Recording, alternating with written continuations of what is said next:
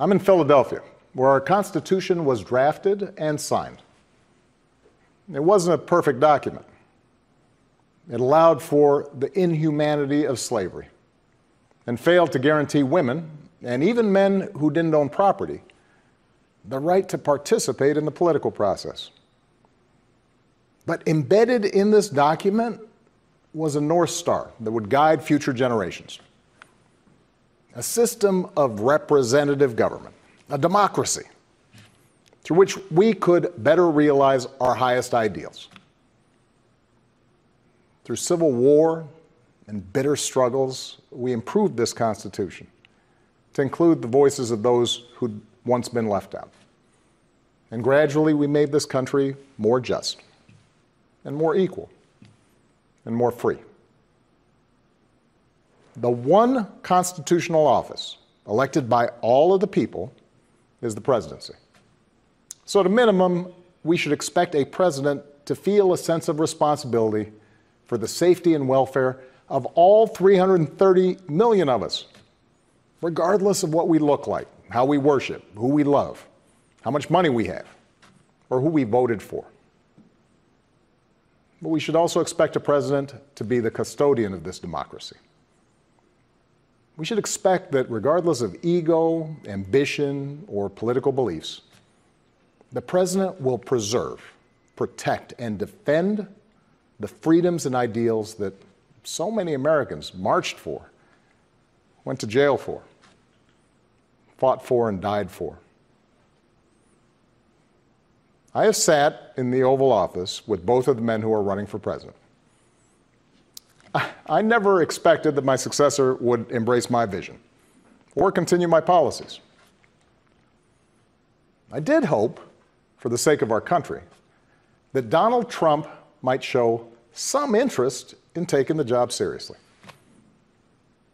that he might come to feel the weight of the office and discover some reverence for the democracy that had been placed in his care.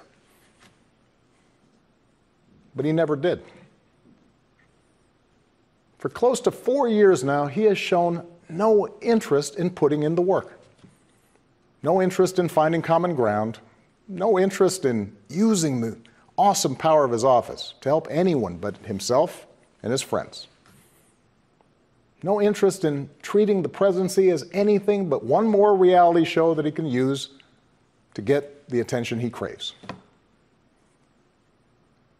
Donald Trump hasn't grown into the job because he can't. And the consequences of that failure are severe. 170,000 Americans dead. Millions of jobs gone, while those at the top take in more than ever.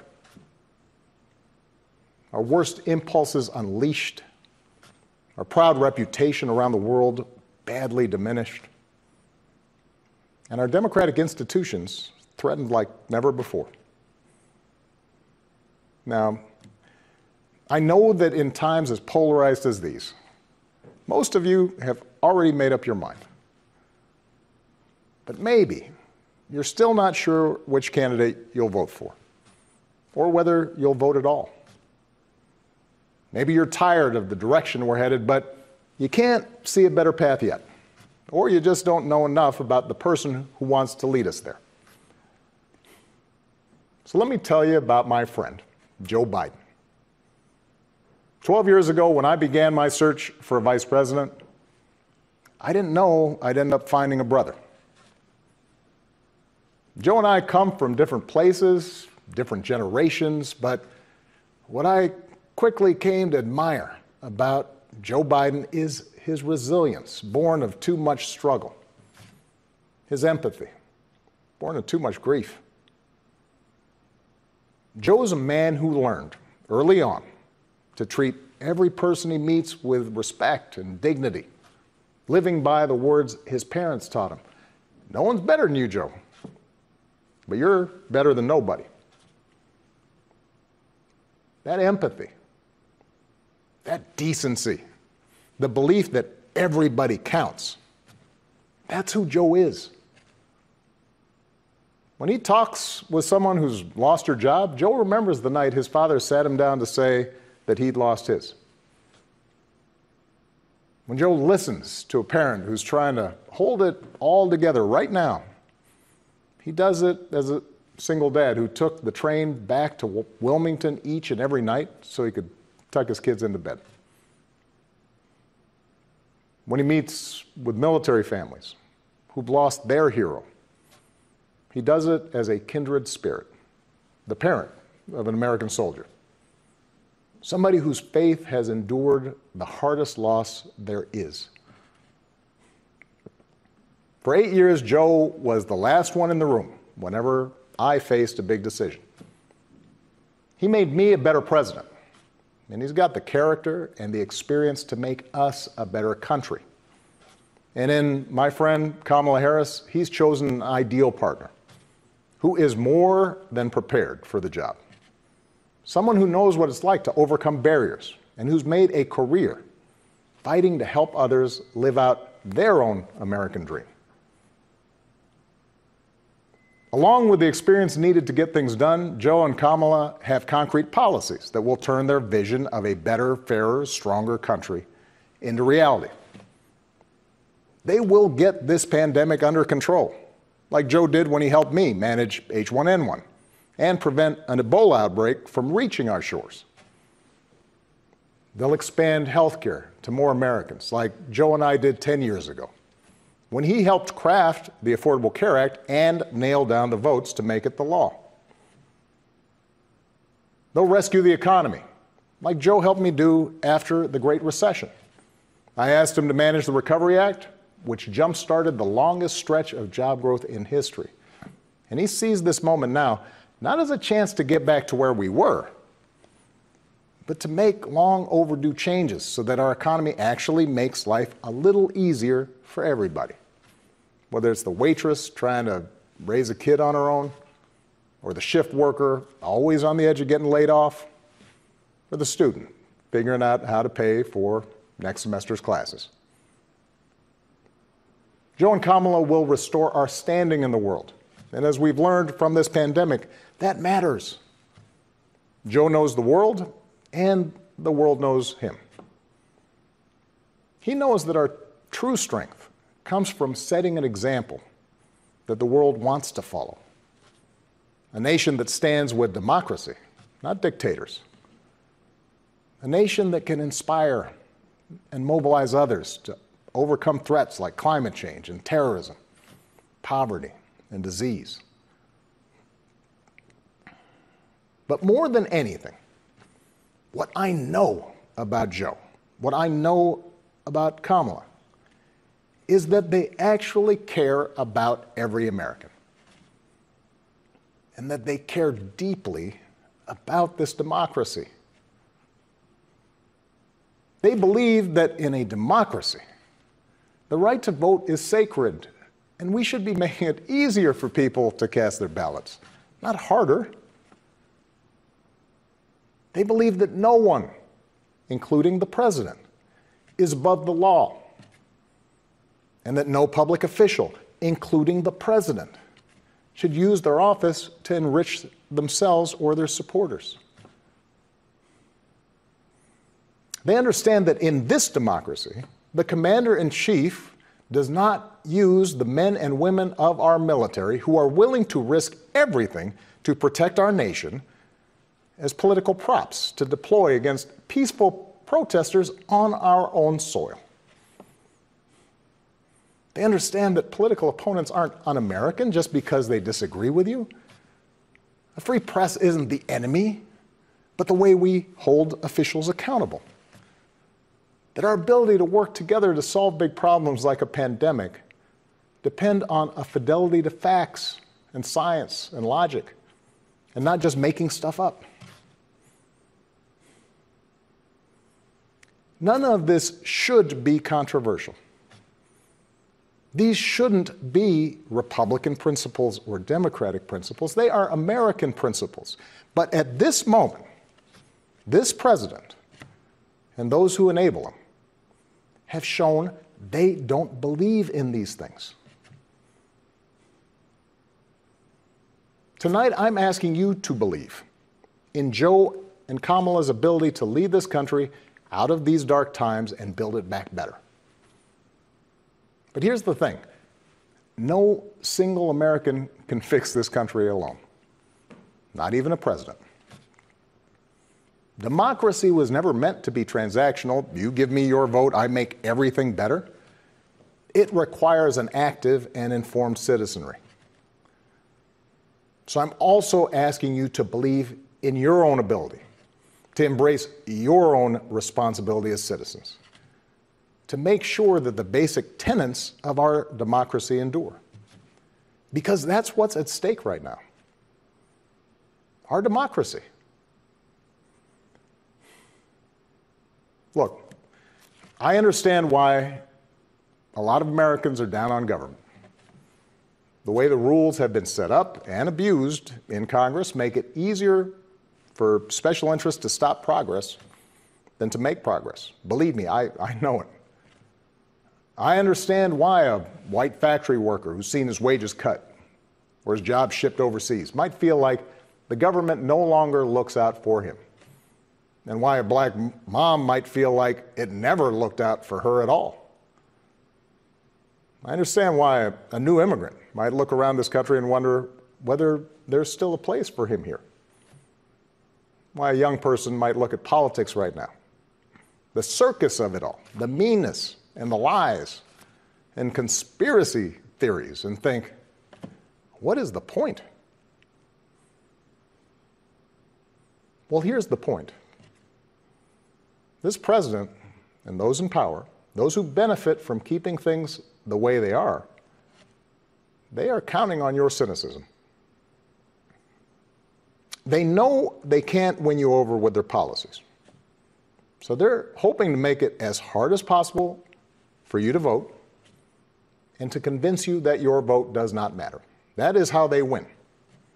That is how they get to keep making decisions that affect your life and the lives of the people you love. That's how the economy will keep getting skewed to the wealthy and well-connected. How our health systems will let more people fall through the cracks.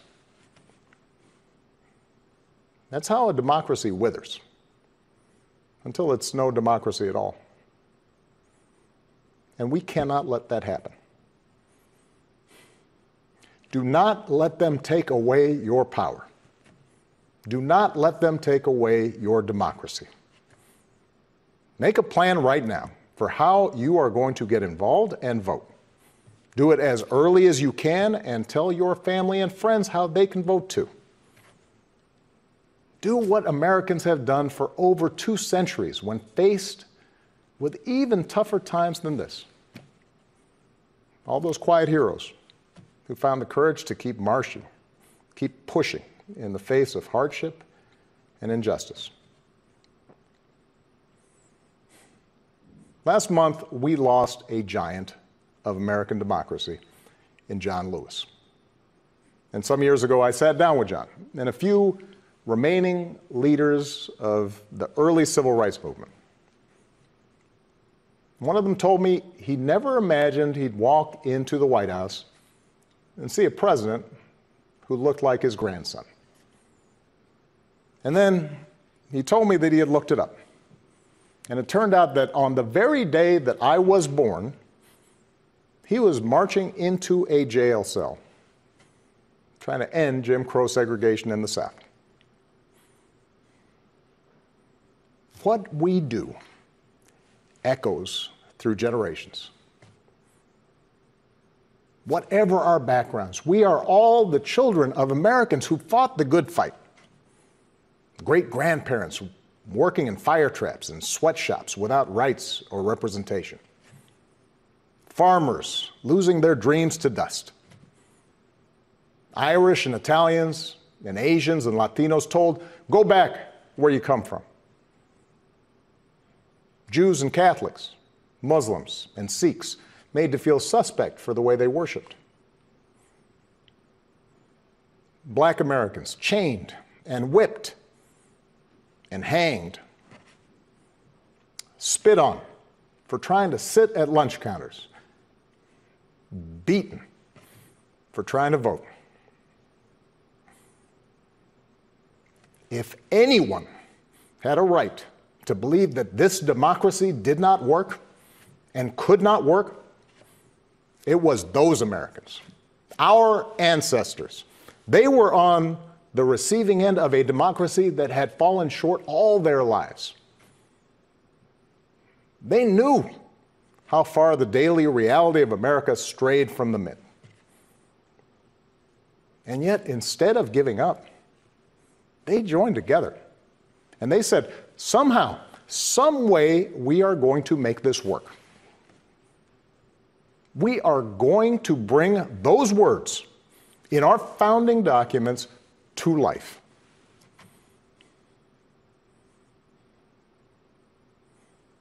I have seen that same spirit rising these past few years.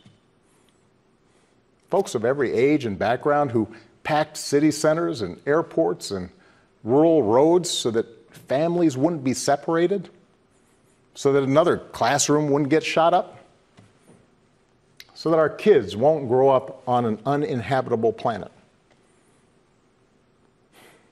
Americans of all races joining together to declare, in the face of injustice and brutality at the hands of the state, that Black lives matter. No more, but no less. So that no child in this country feels the continuing sting of racism.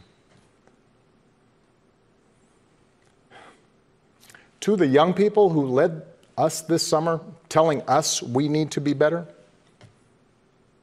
in so many ways, you are this country's dreams fulfilled. Earlier generations had to be persuaded that everyone has equal worth. For you, it's a given, a conviction. And what I want you to know is that for all its messiness and frustrations, your system of self-government can be harnessed to help you realize those convictions for all of us. You can give our democracy new meaning. You can take it to a better place.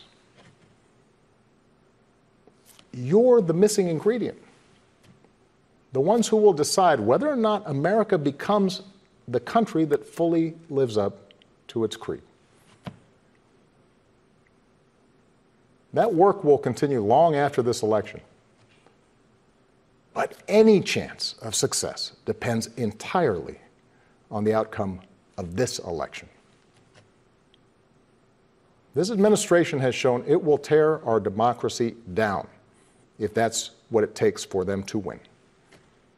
So we have to get busy building it up by pouring all our efforts into these 76 days and by voting like never before for Joe and Kamala and candidates up and down the ticket so that we leave no doubt about what this country that we love stands for today and for all our days to come. Stay safe. God bless.